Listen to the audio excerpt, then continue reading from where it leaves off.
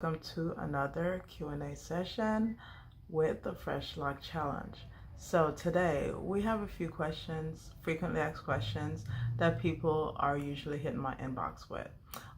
The first one is, how do I handle frizzing in budding locks? So I usually tell my clients frizzing can be caused by several things. The number one cause I find is when the hair, hits moisture. So if you're working out a lot, if you're in the shower, tie the hair down to help, keep the locks in place. Another cause of frizzing is locks that are not properly dried when they leave the salon. So some of my clients hate me for this, but I always make sure that their locks are properly dried when they leave.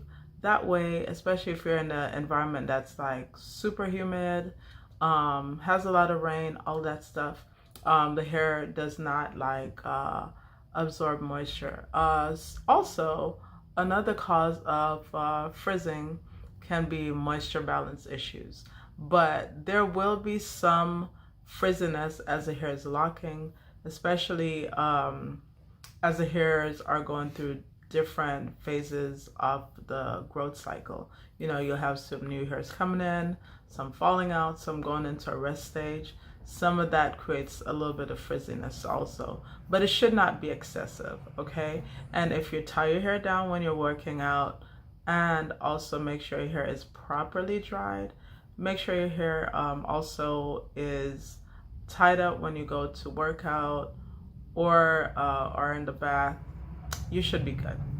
And most of those will usually take care of the problem. Second question is, what is a good tool for newbies to have? Well, I guess it depends on your, dexterity. My favorite tool is the crochet tool, but for people who are maintaining their locks, I like the tool that looks like a kind of like a giant needle. When I'm doing the lock challenge, I will show you what that looks like, but it kind of looks kind of like a giant needle, and you put the lock through and then you can interlock your hair with that. That is my favorite tool. Also, if you're twisting, you need to have a supply of clips on hand, double prong clips. That works well. Spray bottles, clips, and make sure you get onto the dryer.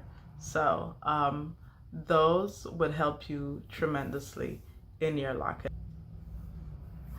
Another question I get, question number 3, is what determines whether you should start twisting your locks to the left or the right? And of course, a lot of these are determined by the methods you use to start. But if you're twisting your hair or start with the coiling method, what determines a lot of times is just simply preference.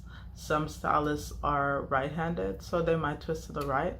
Some could be left-handed and they twist to the left, or they could be right-handed and just prefer to twist to the left.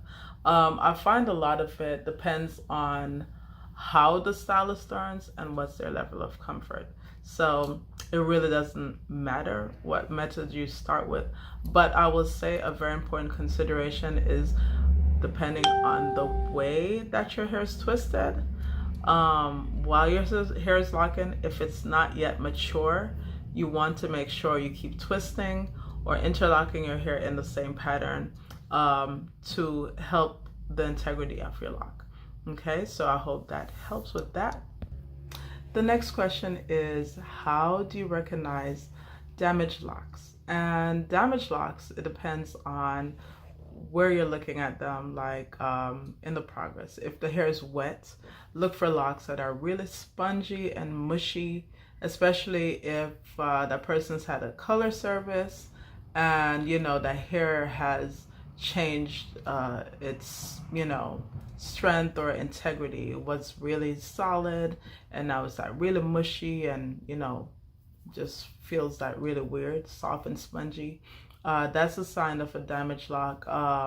Damaged locks can also be like really stringy, having thin spots in the middle, basically the integrity of the lock has changed. So you want to look for those things like when it comes to locks.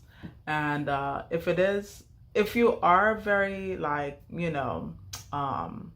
creative, sometimes you can, braid a little spot or use some of that person's hair. Sometimes you can use like a crochet or a latch hook to repair the damaged spot and bridge it. A lot of times I like to use like a little bit of Afro kinky hair, depending on how the lock is damaged. So it just depends. Sometimes you can DIY, sometimes you need a little professional help. I do not suggest that you tie knots in your hair, because all that's going to do over time is the knots are going to get tighter and tighter, and then eventually they'll just snap off, and then sometimes it can make it harder to repair it over that little knotted area. So I wouldn't really suggest you do that. The final question I have in this segment are, what are some tips for in between styling and maintenance? So tips: keep the hair moisturized, keep it covered, make sure that your hair is maintained in the same pattern that you started. So if you started clockwise, maintain in a clockwise direction. If it started counterclockwise, maintain it in a counterclockwise fashion. Tying your hair up is really important because, as I discussed previously, it helps with the frizzing. It helps the hair to, maintain its moisture, and all around, it just stays neater in general. So make sure you're moisturizing, hydrating, tying it up, and that will take you a long way. So I hope those have been helpful. Make sure, if you're not already a part of the Back to Natural family, hit the follow button, also the notification bell. And if you miss any part of the series, it's cumulative, so it builds one on top of the other. Make sure you click the link in the bio, so if you miss any segment, then you could just receive the day's update in your email. So I look forward to seeing you around. Thanks for watching, and see you soon. Remember, dare to be